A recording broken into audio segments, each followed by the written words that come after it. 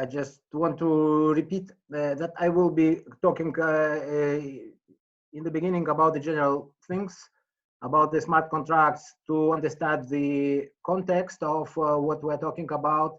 And then I will move to IOTA, the IOTA, specifically the DLT IOTA, and more or less marketing perspective about the requirements and the use cases. We'll touch a bit. And then I will move to architecture to go through the main design points to the different aspects of the architecture. I added, since yesterday, I added even more slides to this. I hope we will have time to discuss it and to answer the questions. So generally, still we have to talk a little bit about what smart contracts are, because actually there are many definitions or many understandings of that. I defined it very practical and more from the software engineering point of view, maybe, but most people understand this as a contract. So, and understand this as a program that mimics behavior of legal contracts. In a sense that, first of all, when we talking about the legal contract, so it's a paper and ink, some on it. So there is a possibility to look at them as also kind of programs, right? So because we have described a code, a text with the ink about the conditions which should be met. Yeah, and then when those conditions are met, there are consequences. Consequences also described in the contract, and they are enforced. And of course, the contract has some legal meaning. I mean, there are signatures, there is some commitments from parties. And what is important that actually the contract legal is enforced by the legal environment. So meaning that the contract is not a paper. It's not just a paper, it's not just an ink, but everything around it. It's a law, it's courts, and so on. So this, we can look at the kind of processor which processes that program, so-called program. So, but it's non-deterministic and disputable. This is essential property of the legal contracts, and that's what we, with what we live every day. So there are disputes, there are courts, and so on and so on. Now, in the 90s, a guy, Nick Chabot, invented the concept of the smart contract, and which are actually programs, real programs.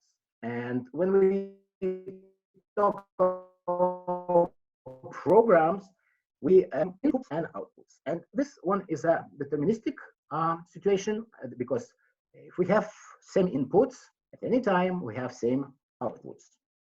And actually, after the, we have programs for many years, but the smart contracts are not very old thing. Actually, the new life of smart contracts began together with Bitcoin, actually with the appearance of the distributed ledger technologies, because they are trustless environments. And then we have, at last, the dream of those who invented the smart contracts idea, that those programs executed are in trustless environment. In trustless, meaning that there is a problem with the real with the programs, that if we run the program, we have to trust the processor, because how do we know if processor is correct in executing the program? So it's not trustless. So the advantage of DLTs, and why we're talking now about smart contracts, because they presented the possibility to execute a trustless environment when you don't trust each processor in the network, many of them, but you trust all of them as a whole. And then suddenly we have deterministic and non-disputable contracts, or at least we believe it is deterministic and non-disputable contracts, while there are many also considerations and papers and everything that actually it's not so easy. It's not exactly non-disputable, or anyway, we cannot forget that not only computers exist, but the real world around.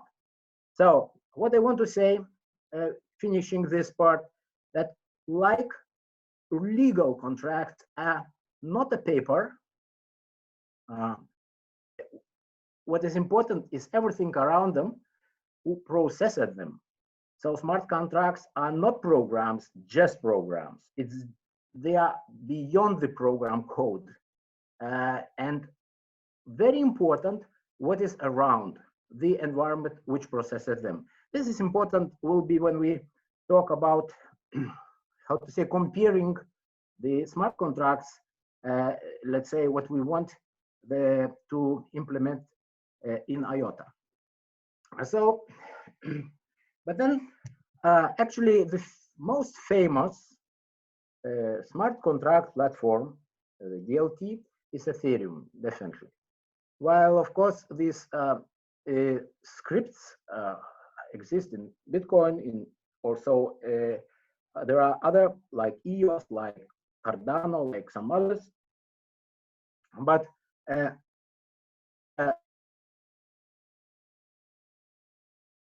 understanding of we have to look deeper into it. What is it? What is this from our perspective as implementers of the new software tech?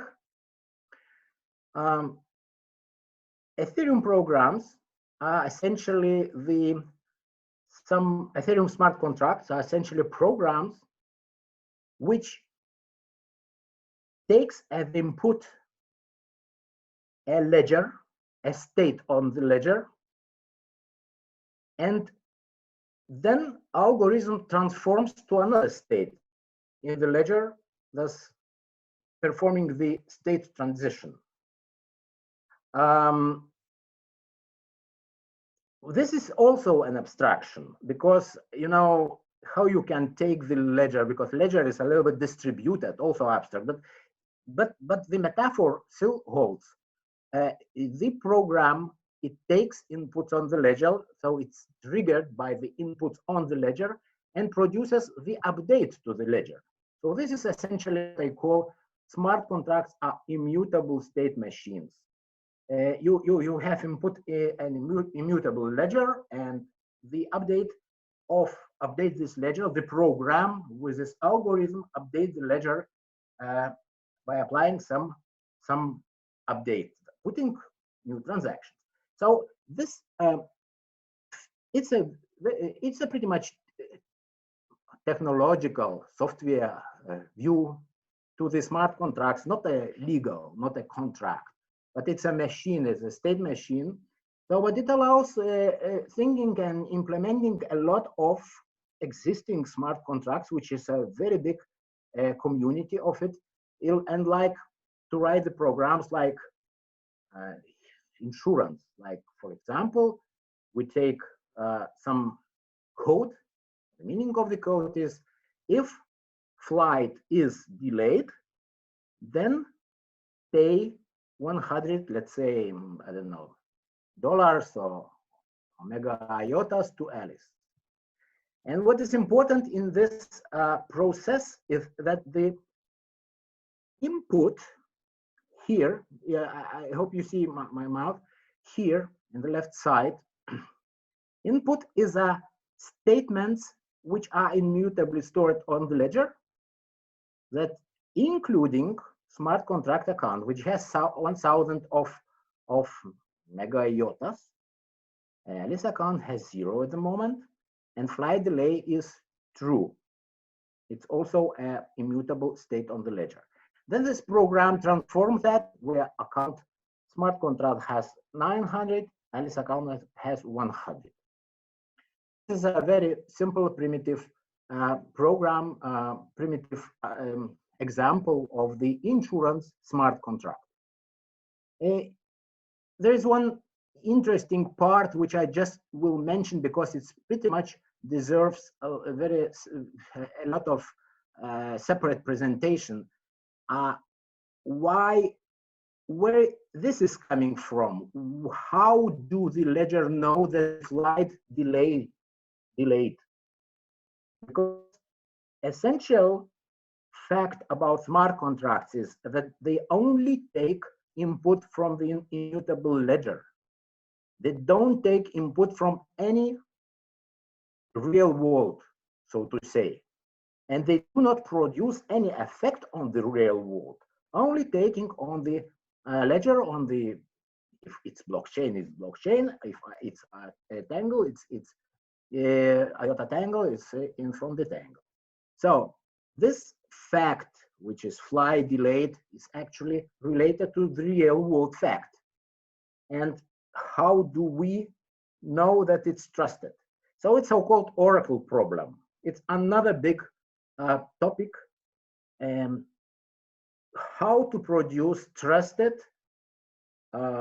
facts about the external world, which could be consumed then by the smart contracts. Smart contracts could be triggered by those facts. So this is an Oracle problem. It's very much related to the smart contract as such. So let's look a little bit into the Ethereum. First of all, this is a most famous and most successful platform, definitely because, mostly of course, because of ICOs and all kind of so-called decentralized finance or DeFi, I think it's called. And what do we have? Actually, if we look into the smart contracts Ethereum as a platform, we see that the security of the smart contracts, so the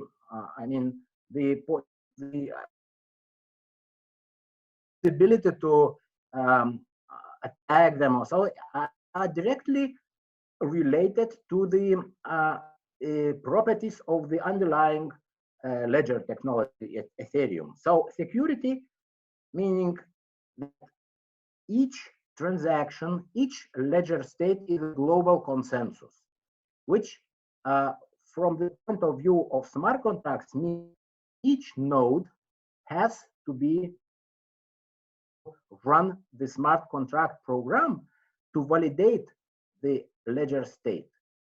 So when Ethereum is talking about the global computer, actually it's a global computer in a sense that each node does the same thing.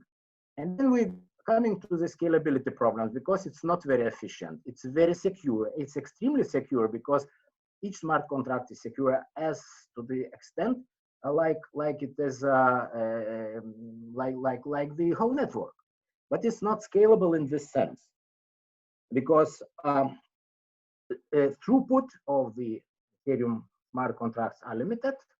I mean, because of the transaction throughput, TPS, global TPS of Ethereum is also limited.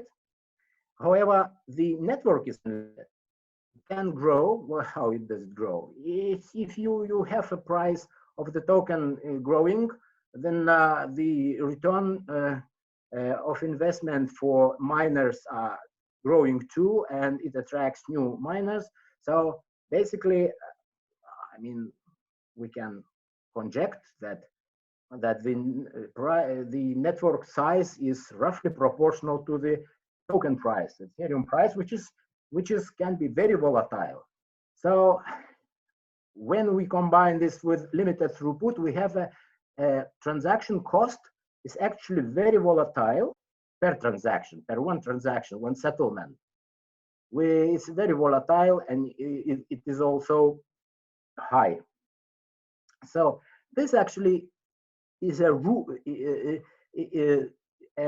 fundamental cause why the Ethereum, for example, it is difficult to apply to smaller scale of transaction, to micro transactions. And what we are interested in is about the Internet of Things, for example. So our target market target niche market of IOTA. So I will skip talking about IOTA. Probably it's not needed in this setting because we all know about it. But what is important? It's a scalability and microtransaction. It's a keyword. We are not blockchain. We have no miners and distributed ledger technology. So now we're coming to the IOTA smart contracts. What do we want from it? As I put this slide just to remind that actually we want the same as Ethereum function from the point of view of the function of it.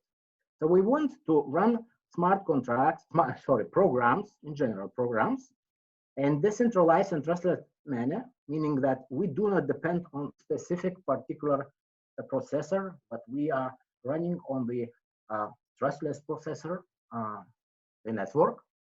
We want to avoid single point of failure and trust, just like any smart contract, meaning that we do not need to one node crashes, so it does mean the smart contract stops running. IOTA smart contracts should be able to change ledger state.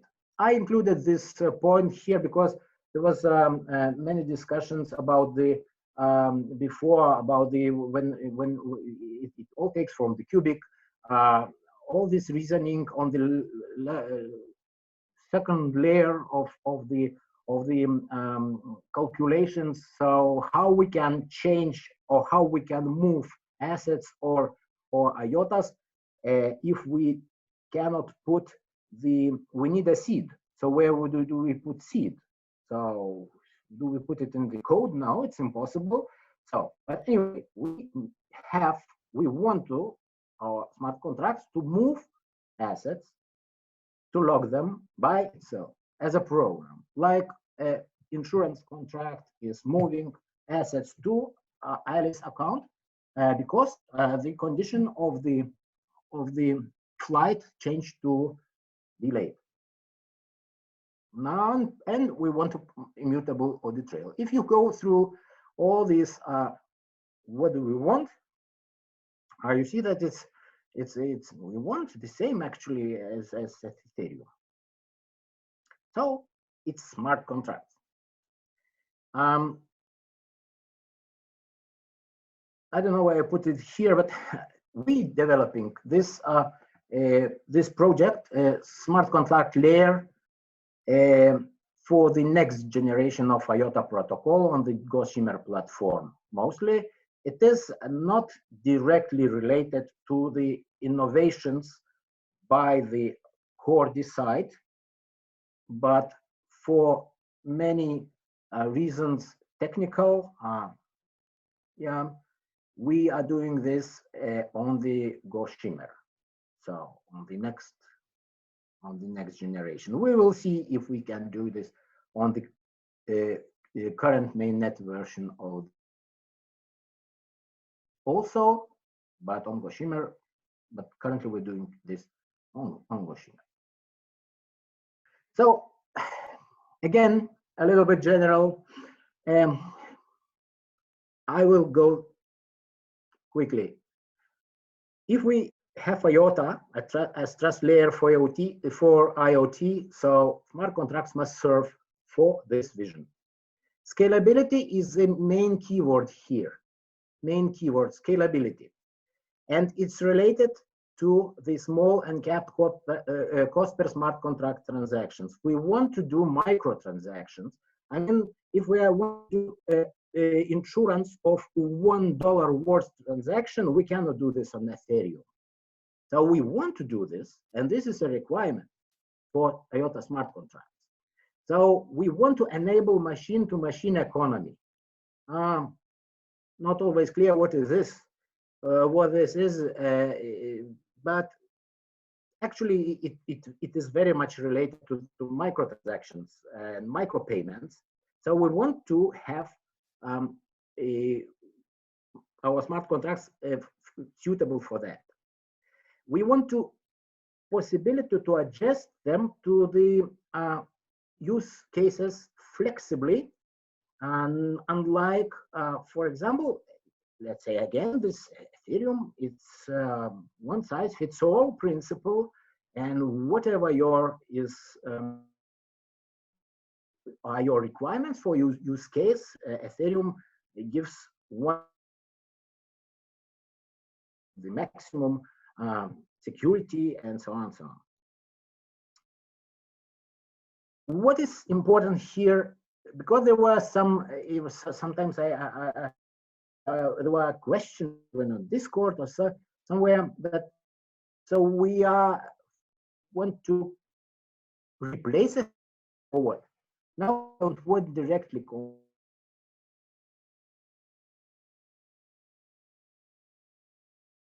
That would be not very wise, I would say, but there is a plenty of other niches, IoT and small scale related, and we can talk about micro distributed finance, the central use cases, which are not economically feasible for the other type of the DLTs, and we aim to position IOTA smart contracts differently. While talking from the functional perspective, as I started, it's actually the same. So now I'm moving to the architecture.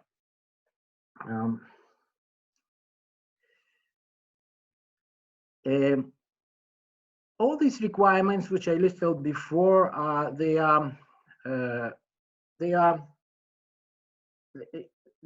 must be somehow addressed to some design decisions. First of all, the main strategic and decision that we implement IOTA smart contracts on the layer 2.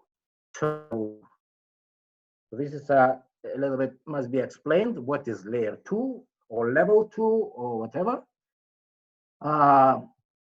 In other DLTs, they are often called off-chain. We better call off-ledger. Means that the approvers of the smart contract, smart approver nodes are running not in core protocol exactly, but above. So this picture actually wants to express this fact. Now each smart contract, let's take one smart contract. One smart contract is a program. It's a program. Now it's not important what kind of language or what kind of virtual machine is running on, but one smart contract program which is taking ledger state and transforming it to another ledger state. So each smart contract, IOTA smart contract, is a committee of nodes. It's a fixed size committee and permission. This is a main design decision. Maybe we'll talk a little bit of the motivation later, why it's so, but basically it's all related to scalability and costs.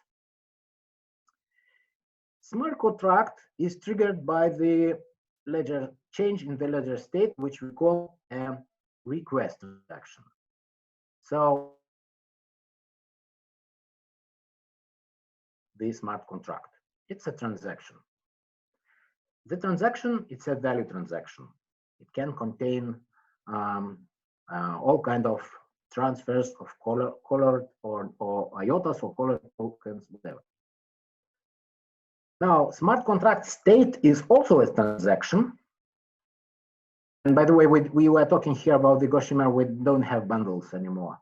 and we have so-called atomic transactions, and this is one transaction, and we have a different situation. But on the logical level, we are talking here on the general, it's enough. It's transaction, it's the same as a bundle. Bundles are number of fixed size transactions. So this transaction, in this sense, atomic transaction is not fixed size, but it doesn't have. It's not a bundle of something. Program. The function of the program in the smart contract, it calculates next state, and the next state is calculated under consensus of committee nodes.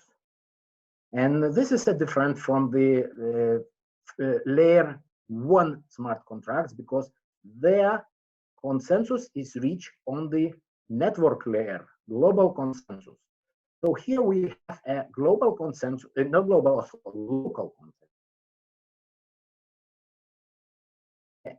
To update the ledger, and so very much related to the scalability action cost. And just to mention that we have decided that our virtual machine we will be using WebAssembly. While at this point it's of a virtual machine we will be using, because it's just a kind of black box which calculates inputs to outputs.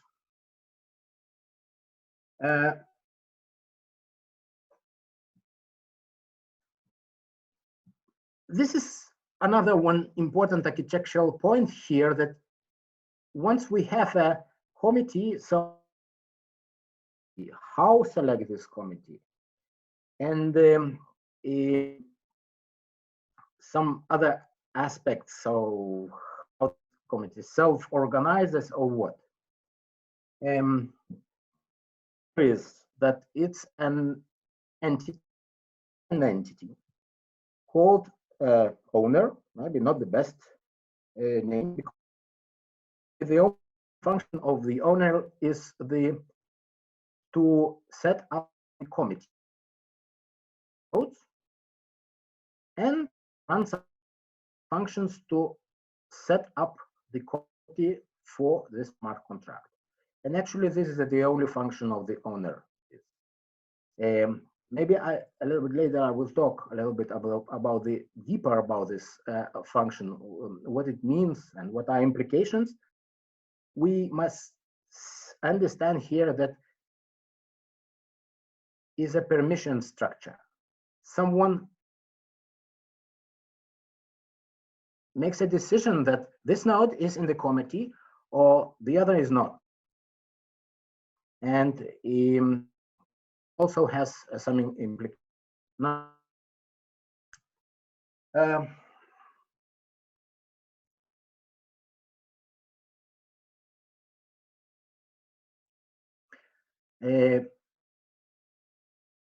each account, it's a multi-signature address of cryptography BLS. I will talk a little bit later about the BLS, but at the moment it's just a multi-signature address, and it's controlled that some part of the school committee can move tokens, can IOTAs from that address. And this is a smart contract account address. Now, nodes in the committee have key, which is a private key share. And this is how it participates and realizes its influence or possibility to participate in the consensus through the private share. Each of those nodes has their own, and they're not known outside. Only those nodes have the secret. Each node calculates the next state with the program with the virtual machine, and it's calculating like insurance contract taking of current state of this flight, and is the accounts. Able move funds through the following scheme. Not each node, but the quorum is able to move the funds, because each signs the result of the next state with its private key share, and majority consensus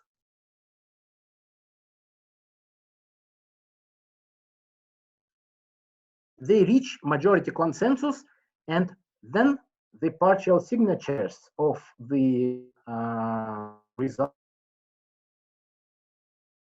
There is a valid signature which can move funds the smart contract account.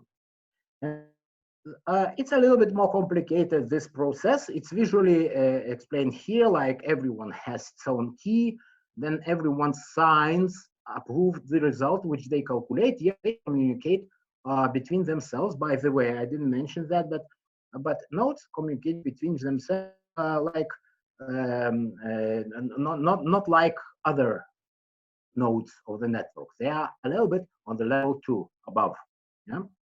So coming back, each sign the result, and then one actually a leader of the committee and it aggregates signatures and produces a valid signature which can move funds, and then submits it to the Tangle. And suddenly the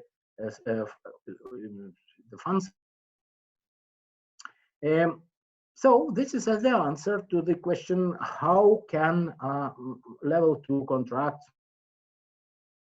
move funds on the Tangle? They each participate with their own secret, and the consensus algorithm allows to aggregate, to consolidate all those signatures into one, which allows. By the way, what is important? Node cannot move any fund. For example, the quorum, for example, 7 out of 10 or 67 out of 100 or some equivalent can move this. As nodes, they cannot. Valid signature of the smart account. So actually, all this magic is called, I don't know how it's called. I cannot pronounce, sorry. But it's a BLS. So it's three names of three famous cryptographers who produced this one. It's pretty well known, and it's very good, interesting signatures. How it works. It's close to the elliptic curve cryptography and so on, but it has special properties. First of all, BLS aggregation, in order to move funds, some parts must sign, and each of them uses their own secret private. It's very important, and what is very beautiful in this, the parties sign their signatures, their partial signatures in parallel. It's very different to the conventional multi-signature. In parallel, that the algorithm is very fast. And signatures aggregated by any party, because the party doesn't need any private keys, it's just a mathematics. So we use threshold scheme, which is yet another way of using BLS signatures. I cannot go now in details of it because it really takes a lot of time to explain, but the basic idea lies in the so-called polynomial or Shamir secret sharing. We are able to share, to split the secret among nodes so that the quorum out of n can produce the valid signature. I better stop here because I recommend you a little bit to dig into. It's very interesting.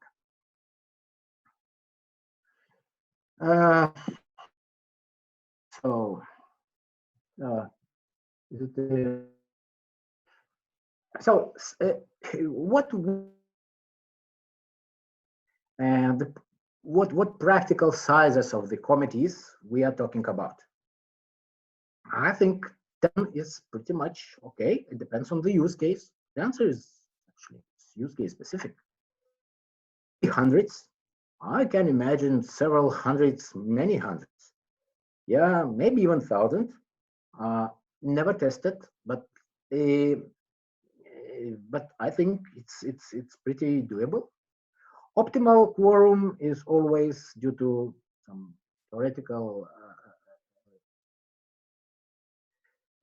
things. It's a normally 2/3 1. This optimal quorum means that 7 out of 10. I think of 21, something like that, or 67 out of 100.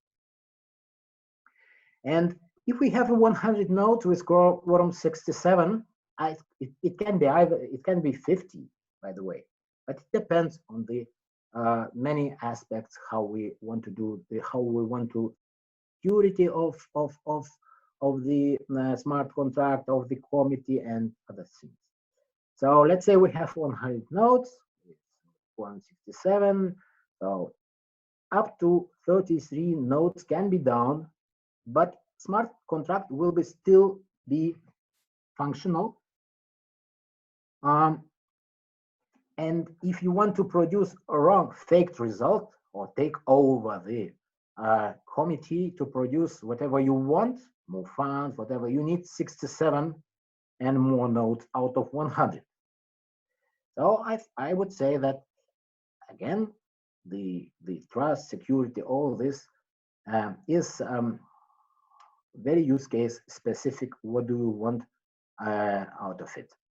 I don't know if for example with 10 nodes you want to run the contract which is settling transaction of let's say $10,000 worth. Maybe not, but you can do a lot of small insurance, for example, smart contracts, $1 worth. It's pretty okay. So how fast is consensus within committee? How fast committee is processing the request actually? That's the question. The request is coming, and how fast is to come the committee come to consensus? It's very fast. This is a big advantage of fixed size committees for consensus, because message complexity is proportional to n. Actually, proportional to 3n. It's very good. Consensus can be run on 3 times n. It's very fast. And in terms of time, because of the parallel calculations which are done, they are actually also proportional to n, but because the signing is parallel in constant time, and the aggregation is depends on n linear, so it's more or less constant. The constant time of the consensus is very fast. These aggregations on 100 of BLS signatures on my log seconds, so it's fast. Another practicality, it's owner, so-called, because committee is permissioned. So in reality, the committee, the owner, sorry, is represented by some key, because it signed the origin transaction, which starts the chain, whatever chain of state updates of the smart contract, and it can up and assigns the configuration of it with network addresses and so on. So we have centralization. Yeah, we have. Do we have a centralization? Yeah, we can have it, because if we do it, it depends on how we do it. So first of all, the owner can be represented by the multi-signature entity. By the way, interesting option there is that it can even be represented by another smart contract. Why not? So the owner function, the setting up a committee will be also decentralized in the sense that it will depend on a quorum, some other, a consortium probably. And what does owner? Owner does distributed key generation. Probably I shouldn't go more in detail because we're already talking more than a half an hour. It's a little bit more. I didn't plan this, but there are many options which can be resolved only from the practical point of view. It depends. For example, in many situations you want centralization of the committee because you want to override the committee due to many reasons. I have examples of it, like fault tolerant or private configurations of the smart contract. But sometimes we want them distributed. So it's up to us, and it's actually the general is open to this.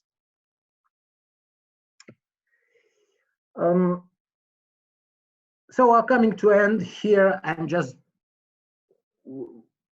a few words about the use cases and the possible configurations, how it can be used, how it can be applied to the real world, to real applications. We don't have these questions about committees in Ethereum or other smart contract platforms. Here we do have, and we have to answer how we do and why we do this, or not the other way. We select committee members and so on. So I call it deployment modes or configurations. I think one of the most interesting or most of the practical configuration is consortium. I easily can imagine the consortium, a real consortium of real companies, maybe legally somehow connected, maybe competitors, whatever, but it's a consortium which each owns a node. Then the smart contract state will represent the consensus and will enable this consortium transact between themselves and the how to say, to trust the transactions and exchange them, because they would be approved by the nodes which belongs to each of the members. Possible configuration would be a fault tolerant configuration private. I don't need a way of different owners or different organizations. I'm the only one. But what I want that fault tolerant. I mean, if I have sensors in the airport or in the building or whatever, I can run the private fault tolerant configuration. And I know that if some of those sensors would be attacked or would be down or something, still there is a fault tolerance to known extent. Also, it's open possibility that nodes may be hired on the open market, and there could be a market for nodes based on the owner's reputation or whatever. And there are many other possibilities, because smart contracts actually, I didn't explain that probably, yet, but the smart contracts, can be organized in swarms.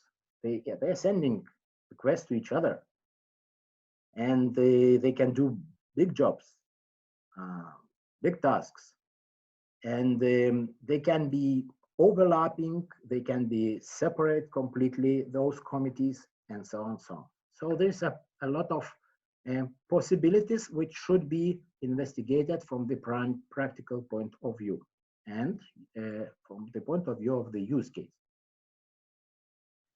And I think, I'm finishing this. So what we can do with this kind of smart contracts, IOTA smart contracts? I'm coming back to the requirements, what we want to achieve, and so on, so on. So we see these IOTA smart contracts wherever microtransactions, small transaction costs, feeless transactions, and basically it's IoT and similar scale of the use cases. Exactly this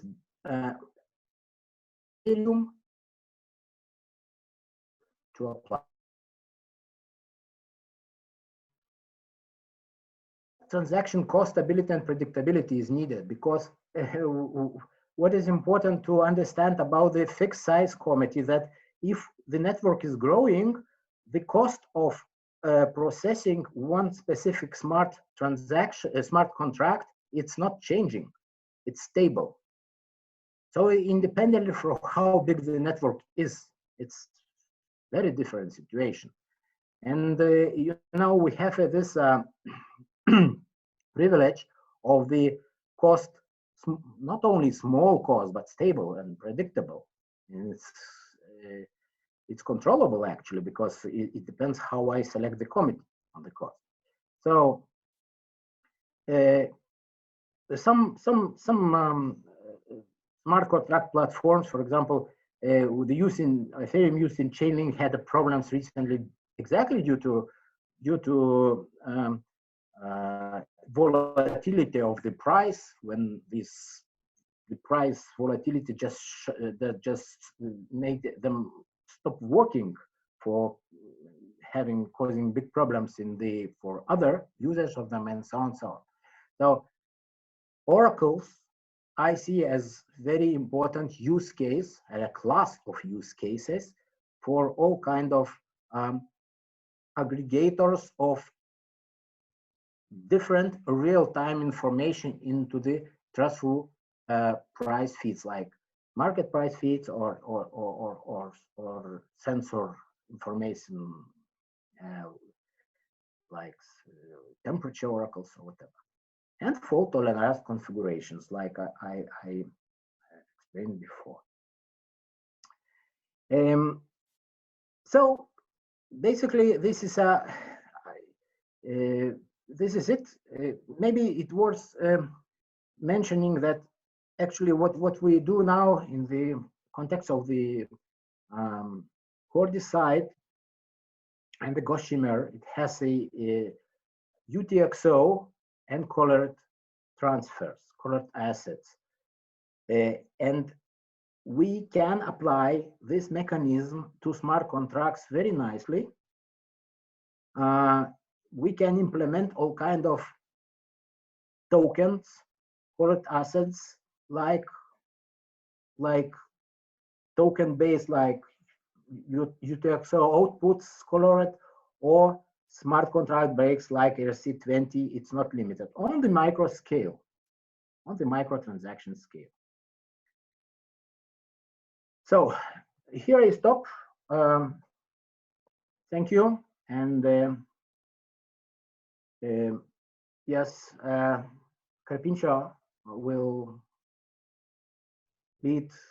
Okay, thanks a lot, Evaldas. Maybe if you want to stop sharing the screen, so I can lock that up. Okay. Yeah, I stopped. Okay, so we have some questions that people attending typed in. So The first question I want to do is, do we have an estimated time of arrival for this prototype, something like this?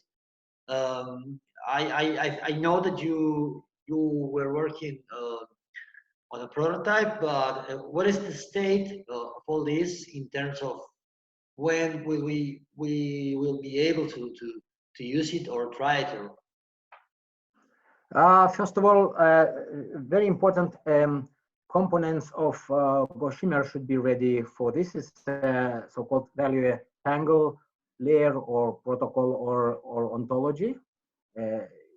We are using these names, and because the currently what we are writing, this is a plugin to Gossamer, and it will be running on top of that. So to have, I would say, so my plan is to have this summer. I mean summer in the Northern Hemisphere. Okay, so it is a bit up to Gossamer development, okay? It is not only, or because it's a lot of practical aspects are involved, but at the moment there are running internal technical proof of concepts of the important elements like the threshold signatures and the consensus and everything. So it is okay. So already running. Follow-up question: do you have a look at smart contracts competitors such as Chainlink? And if you did, yeah. Yes, I understand. Yeah, Chainlink is not a smart contract competitor. Okay. Because Chainlink doesn't produce a smart contract platform. What Chainlink does, it's oracles. Okay. They are using oracles, as far as I know, on Ethereum for the aggregation part, smart contracts, aggregation part, so-called on-chain part, and they were having the problems exactly because of those properties of the Ethereum, which I mentioned, the volatility of the price, high prices, and all kind of dependencies from the network size and so on. So okay.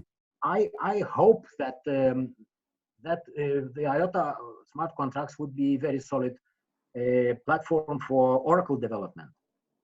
Okay. So next question: are smart contracts data stored on Tangle? How much Yes. does that? How much does the storage cost? If it falls, if free, like IOTA transactions, how to deal with all snapshotted data? Yeah, that's a very good questions. They go deeper into the design of everything. So let's start from the I didn't touch this question, but actually how this state is stored on the Tangle. It's stored as a chain, a non-forkable chain of transactions. And the whole chain contains the essentially a key value pairs representing the state. So actually we have to run we have to run back if you want to access the very old state update. But in terms of the snapshot, this snapshot is a problem for these chains, right?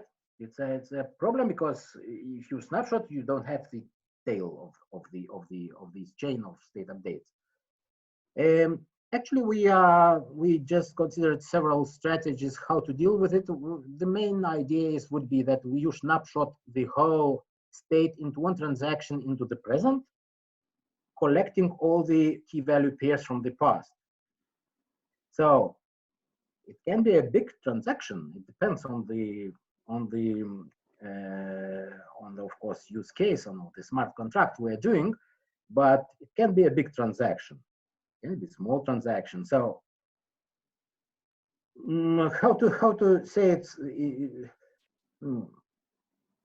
basically we want to do just like other DLTs too.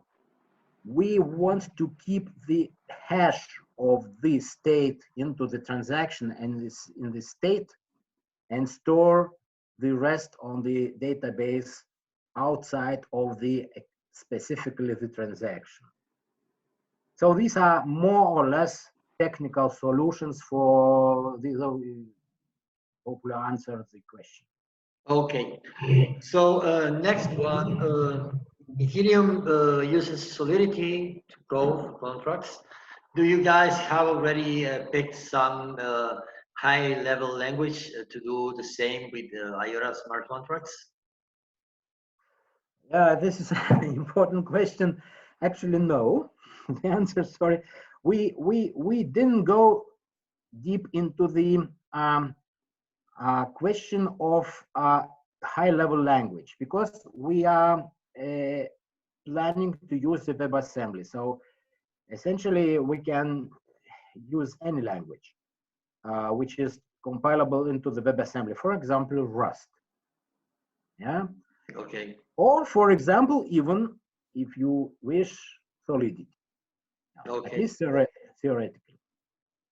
Okay, so follow-up question. It's still to be answered, this question about high-level languages is still to be answered.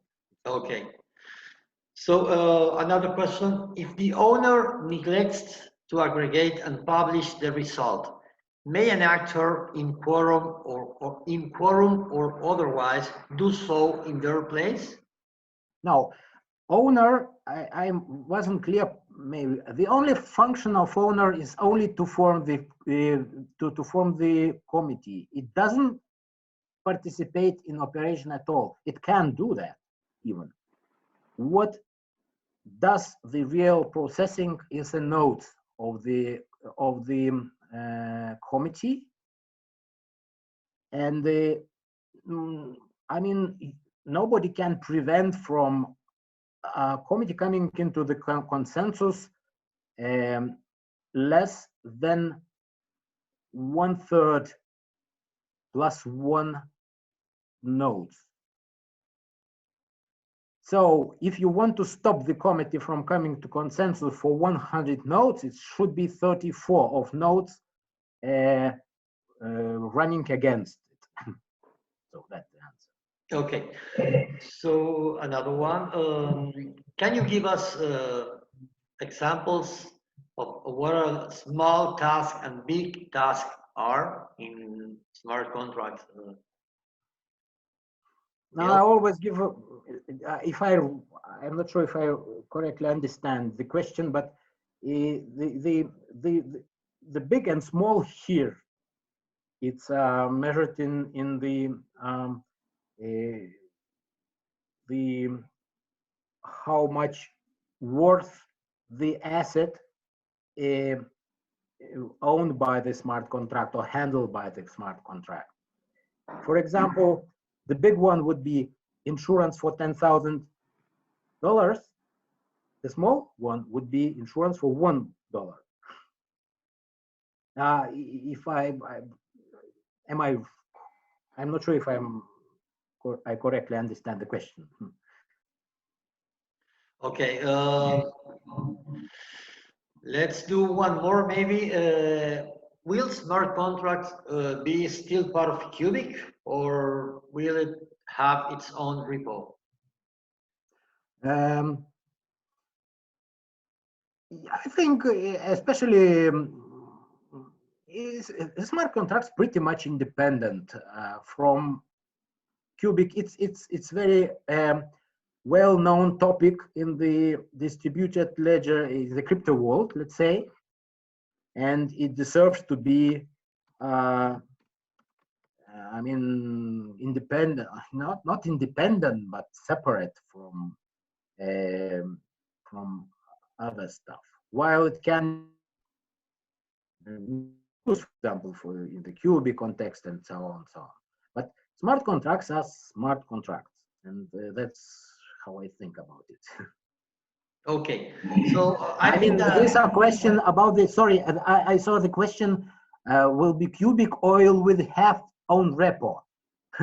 yeah. So if talking from this perspective, so the Cubic, the smart contracts are the so-called Q node, plugin, and it's a repo of the Gossamer, so it's nothing about Qubit.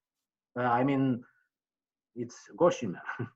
Okay, so we still have some questions, but maybe I can send you the questions later. Evalda, I think we should be finishing now because it's pretty much late there.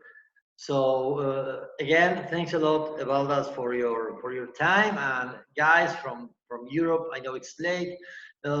Next week we will have another one of these meetups. Eric Hopp is going to be talking about Qubit. So thanks a lot to everyone. Thanks again, Evaldas. And that's it for today. Thank you. Thank you very much, Carpincho. Thanks, everyone. And I will try to go through all these questions. Maybe I will answer them. Okay. Thank you. Bye, guys. Bye.